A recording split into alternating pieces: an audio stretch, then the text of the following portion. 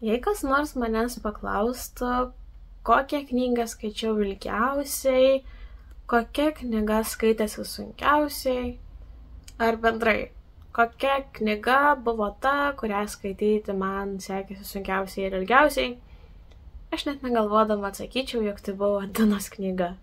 Labas, aš esu Aistė ir čia aš kalbu apie knygas. Tai nėra nei leidinių, nei leidyklų reklama, tai yra tiesiog mano hobis, kurio noriu pasidalinti kartu su jumis. Tai čia rasit visko, nuo skaitimo vlogų iki knygų apžvalgų, iki mano pokalbių, rekomendacijų ir nerekomendacijų. Tai tikiuosi, kad tau patiks tokio tipo video. Paspausi subscribe prenumeratos mygtuką, taip nepraleisi ateinančių video ir padėsi mano kanalui augti. Na, o šiandien pakalbėkim apie Dinos knygą. Iš tikrųjų, vieną kartą mes su mama kalbėjom apie labiausiai įsiminusias tokias knygas, kur dažnai lyginam kitas knygas būtent su ta vienintelė tokia, kuri paliko tokį didelį įspūdį, apie kurią ilgai negali pamiršti. Mano knyga yra Mažas gyvenimas ir mano mamos knyga yra Dinos knyga. Tai aš įdaviau Mažą gyvenimą. Jie paskaitė šią knygą, jie jį labai patiko ir kadangi jie perskaitė mano labiausiai įsimintiniausią knygą, nusprendžiau ir aš paskaityti Dinos knygą ir pamatyti būtent, koks yra šis knygos turinys. Tai ši knyga tikrai nebuvo lengva. Aš ją skaičiau labai ilgai. Pradėjau skaityti, skaitėsi po 1-2 skyrius, labai išsitęsdavo tas skaitimas, tuomet keliom savaitėm padėdavau tą knygą, po to vėl prie jos grįždavau, vienu laikotarpiu net 2 mėnesiam buvau šią knygą padėjusi šoną ir net nenorėjau pagalvoti apie Dinos knygos skaitimą. Bet šiaip ne taip aš ją užbaigiau ir šiandien noriu papasakoti apie savo įspūdžius, kurie man kilo skaitant šią knygą ir apie savo nuomonę.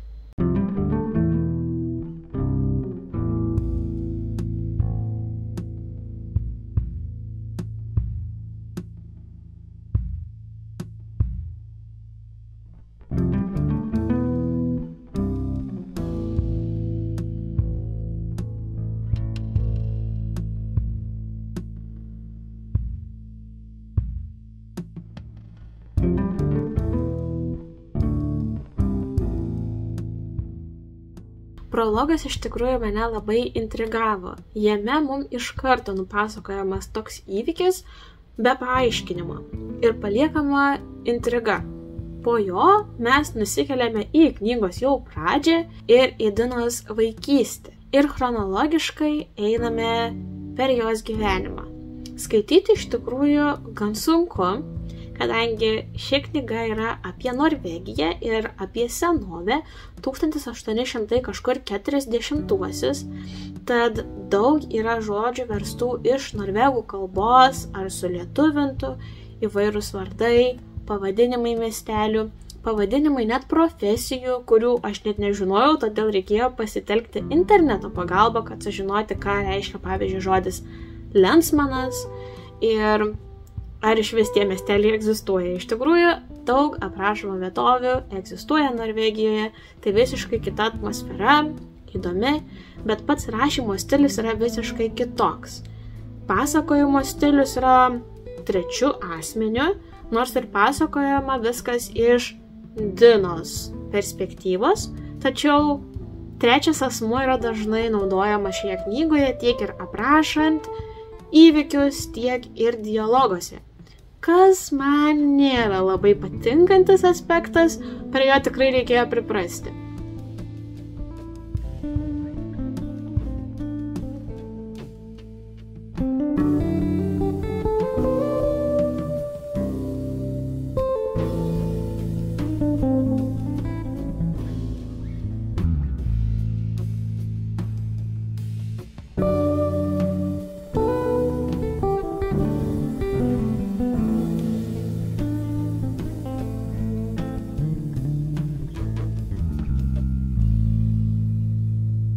Iš tikrųjų, Pagrindinis šios knygos įvykis, nuo kurio ir prasideda visa šios knygos istorija, nuo ko ji užsiveda, ne tas įvykis, kuris prologė paminėtas, tačiau Dinos vaikystės įvykis, skaudus, tragiškas, tikrai neteisingas, tikrai toks netikėtas. Aš jį žinojau, manau, kad jis būtų palikęs didesnį įspūdį, jeigu man mama būtų jo nepasakęs, bet aš tik pradėjus knygą skaityti jau laukiau, kada įvyks būtent ta tragedija, nuo kurios ir pradės ridentis pats Dinos gyvenimas. Tai iš tikrųjų mažamečiui vaikui tai patirti jau yra tragedija, jau yra našta visam gyvenimui, sunkumai tiek psichologiniai, tiek išgyvenimai ir pats gyvenimas jau iškart tampa netoks laimingas kaip bet kokio sveiko vaiko. Tai yra tiesiog jau visam gyvenimui likusi našta. Bet tai, kaip aplinkui žmonės reaguoja būtent į tokį įvykį, kaip elgiasi su tuo vaiku, ką jam sako, turi dar didesnį įtaką. Ir tai yra senovė. Visiškai nebuvo atsižvelgiama į jokius psichologinius žmogaus išgyvenimus, čia tokie dalykai neegzistavo tuo metu. Tai, kai buvo pasirinkta bendrauti su Dina po šių įvykių, labai buvo neteisinga. Ir tai tik dar užaštrino šią situaciją. Ir aš labai pykau ant visų žmonių, kurie taip elgėsi su Dina. Ir kad iš visų to vaikų nebendravo, jis buvo toks numestas, pamestas, laikytas šėtono vaiku, nors puikiai supranti, kad tai buvo nelaimingas atsitikimas, kad vaikas to nepadarė iš pykčio, kad tai nebuvo specialiai atliktas kažkoks veiksmas, tai buvo visiškai nelaimingas atsitikimas, kurio nebuvo galima nuspėti. Dina jau turi jaustis lygiai specialiai įvykdė šį dalyką. Ir tai tik dar labiau užaštrina visą tą tokią psichologinę naštą, kurią mes po to ir stebim visoje knygoje, visos knygos eigoje. Visi įvykiai, kas nutinka Dinai jos gyvenime, yra labai artimai surišti su būtent tuo tragišku įvykiu, kuris jai nutiko vaikystėje.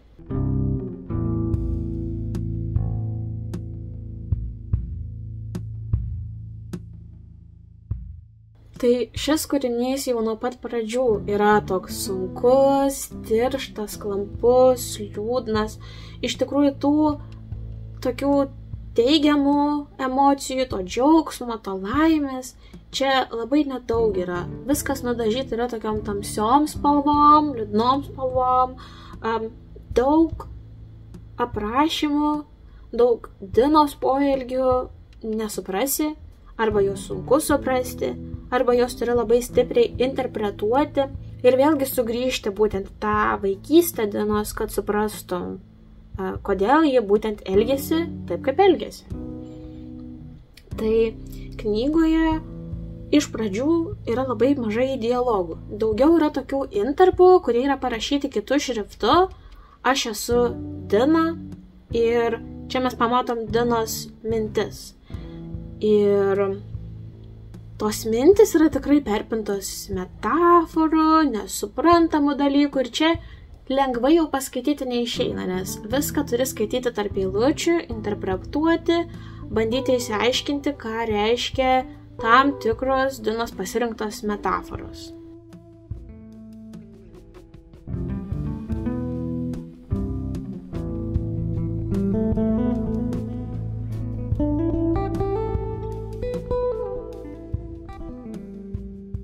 Aš esu Dina. Jakobas visada vaikšto greta manęs. Jis didelis, tylus ir eina vilkdamas koją, kurios jiems nepavyko iš jo atimti. Kvapo nebėra. Jakobas neišnyksta, kaip kartais išnyksta Gertrūda. Jis garlaivis be garo. Iš lėto slenka šalia manęs. Sunkiai. Gertrūda tai mėnulio pjautuvas. Čia jaunas, čia senas. Jos nėra greta manęs. Bet iš tikrųjų pats knygos tekstas, kad ir sunkiai suprantamas, kad ir sunku jį skaityti ir lėtai jį skaitas, yra labai gražus ir vietomis net ypatingai vaizdingas. Ir visi tie Norvegijos aprašymai, tie kalnai, žiemos, iš tikrųjų čia aprašoma vietovė yra ir toje zonoje, kur pusę metų diena, pusę metų naktis, tai ta atmosfera tikrai tokia užburianti. Paskui ištirpo sniegas ir prasidėjo potvynis. Vanduo apsėmė laukus, kunkuliavo kalnų tarpekliuose. paplovė žvyrkelio aukštai skardyje ir tuo pačiu keliu, kurio Jakobas kadaise nušliaužė su rogėm, garmėjo žemyn. Po to viskas atslūgo, ne iš karto. Baugščiai prasikalė vėlyvas vasarojus.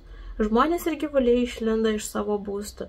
Ramus vasaros skambėjimas išdrįso paimti viršų. Galų gale stojo dienos, pritvinkusios saulės, sakų ir alyvų dvelksmo.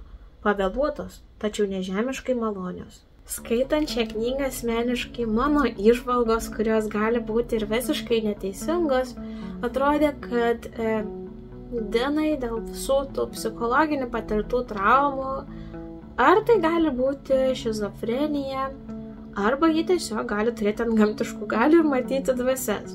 Šio aspekto man nepavyko išsiaiškinti, nes iš tikrųjų Dina atrodo, kad mato, jaučia ir bendrauja tik su tom dvasiom, kurias pažinojo artimai, bet aplinkui dvasių nemato. Tačiau buvo ir toks įvykis, kur atrodė, kad ji mato ir kažkokias tai vaikų dvasias, kurių visiškai nepažįsta.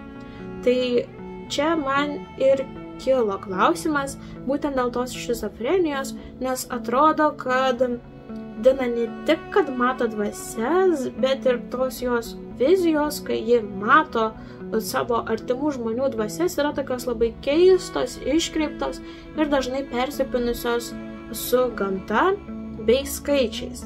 Iš tikrųjų, iš to man taip pat kilo, kad galbūt Dina turi ir obsesinį kompulsinį sutrikimą, nes labai dažnai skaičiuoja ir jei skaičiai yra ypatingai svarbus. Aišku, pirma priežastis ne būtent galbūt to sutrikimo, kiek pačių skaičių. Tai, kad jai gan sunkiai sekėsi išmokti rašyti, bet skaičiai jai lengvai buvo perprantami, jai labai patiko matematika, jai gebėjo gerai skaičiuoti, tačiau jis skaičiavo viską ir visur. Medžius, kalnų viršūnės, žingsnius, skambėsi kažkokį žvaigždės, viską, jai tiesiog reikėjo skaičiuoti. Dažnai iš tų intarpų aš esu Dina, jai tarpdavo, kad skaičiai jai yra pavaldus, kad nieko daugiau negalima atspėti gyvenime, bet skaičius visada galima rasti, juos visur galima apskaičiuoti, juos visur galima pamatyti. Tai bent jau man kilo galbūt tokia idėja, kad galbūt šiek tiek jį būtent turi to obsesinio kompulsinio sutrikimo.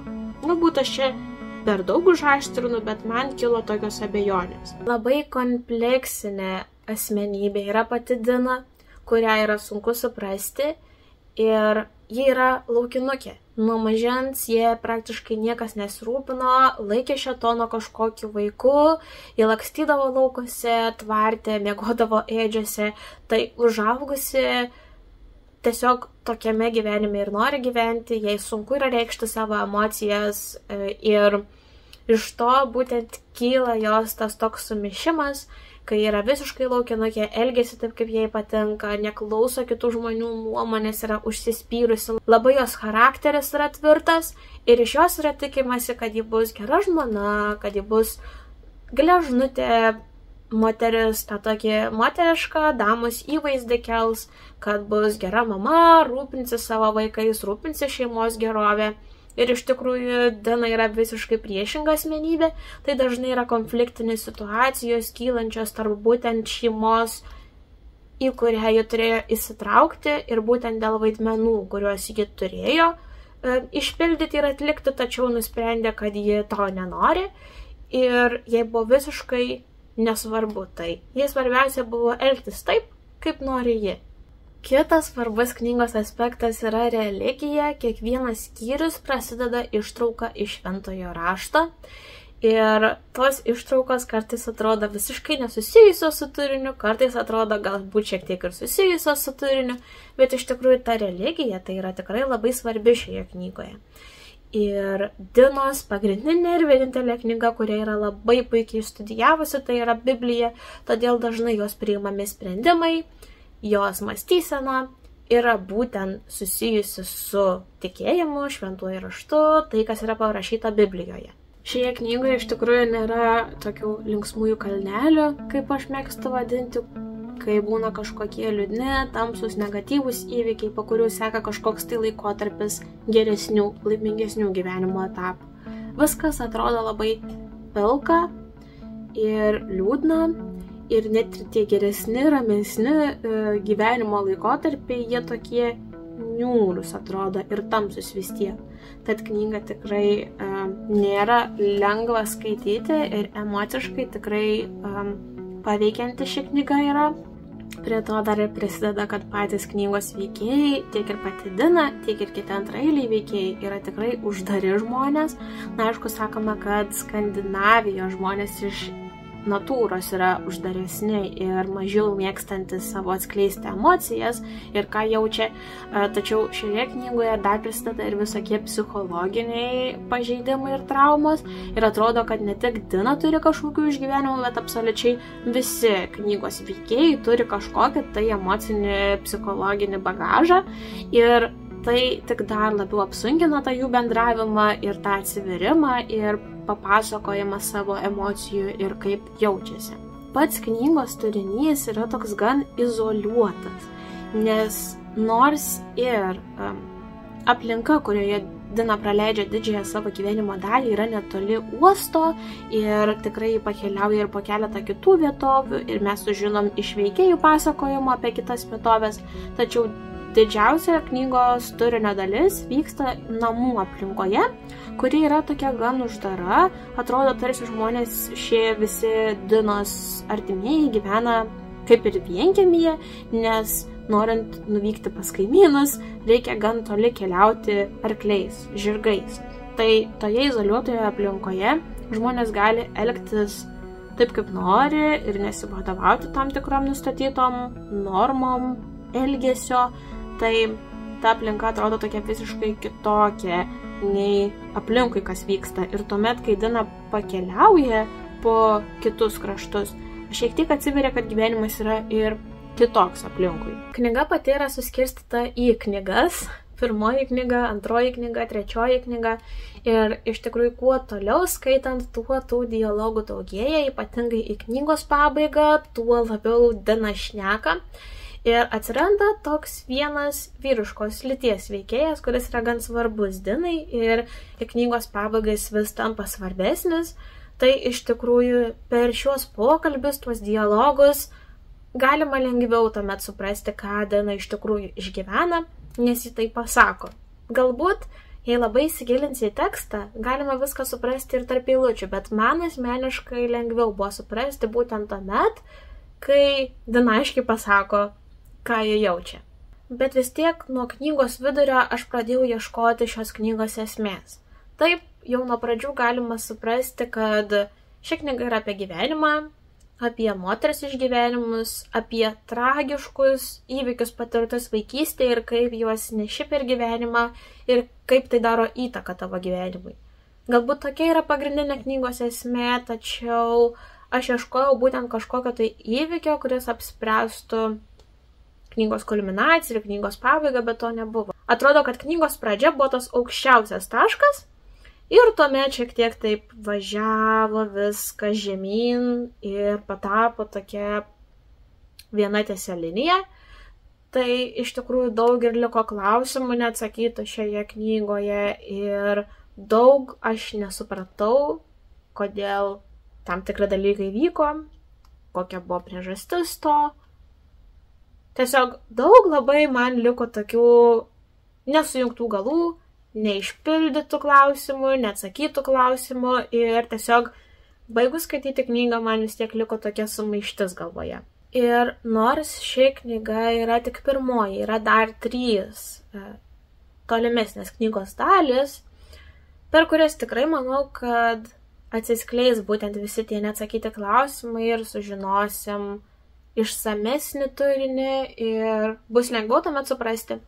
Bet kol kas aš nežinau, ar aš noriu skaityti kitas knygas, vien todėl, kad man taip sunkiai sekėsi skaityti pirmą dalį. Tai ši knyga iš tikrųjų paliko man didelį įspūdį, tikrai įsiminė, tikrai ilgam įsiminė, tai čia tikrai mano mama buvo teisi, bet man ją vis tiek buvo sunku skaityti. Pats turinys nebuvo lengvas, veikėjus buvo sunku suprasti, tikrai nepavyko man prisirišti nei prie vieno iš veikėjų, nors ir emociškai tikrai išjaučiau tam tikras vietas ir kilo ir pyktis, ir liūdesys, ir tokios negatyvios emocijas, nes kaip ir minėjau, ši knyga nėra tokia labai linksma. Tai tikrai šią knygą vertinu gerai. Ir tikrai rekomenduosiu paskaityti žmonėms, kuriems patinka būtent tokio tipo knygos. Jeigu skaitėt Mažą gyvenimą ir jums patinka būtent tokia tamsi tematika, tai pabandykit ir Dinos knygą. Tikrai nepažadu, kad lengvai skaitysis knyga, tikrai nepažadu, kad patiks, o galbūt kaip tik paliks didelį įspūdį. Man ši knyga paliko didelį įspūdį, bet jei reiktų išrinkti knygas, kurias skaityčiau antrą kartą, ar daugybę kartų, ar tokias knygas, kurias noriu imčiau vėl skaityti, tai Dinos knyga nebūtų viena iš tų, nes man užteko ją vieną kartą perskaityti, kad tikrai ilgam įsiminčiau. Ir daug aš čia visko ir prisibraukiau, ir prisirašiau net į šią knygą. Tikrai nedažnai taip darau. Yra tokių knygų mano lentynui, kurias aš perskaičiau, bet net nieko nesu pasibraukus, o čia net norėjau užsirašyti savo klausimus įvairius, nes tikėjausi rasti jų atsakymą kažkur knygos eigoje, bet į daugumą tų mano iškeltų klausimų atsakymą vis tik tais nebuvo. Tai tokia įvairiapusiška, tiršta, sunki ši yra knyga, kurią tikrai džiaugiuosi, kad paskaičiau. Ir rekomenduosiu atitinkamai auditorijai. Jeigu jūs skaitėte šią knygą, tai man parašykite komentarus, ar jums patiko ar ne. Daugumą mačiau atsiliepimų labai gerų apie šią knygą. Tikiuosi, kad per daug turinio neišdaviau. Jeigu šios knygos neskaitėt, galbūt suintrigavau. Tai va, tiek būtų apie Dinos knygą, tiek būtų šiame video. Ačiū, kad žiūrėjot. Nepamirškit paspausti subscribe, prenumeratos mygtuką ir susitiksim kaip visada kitą mano video. Ate!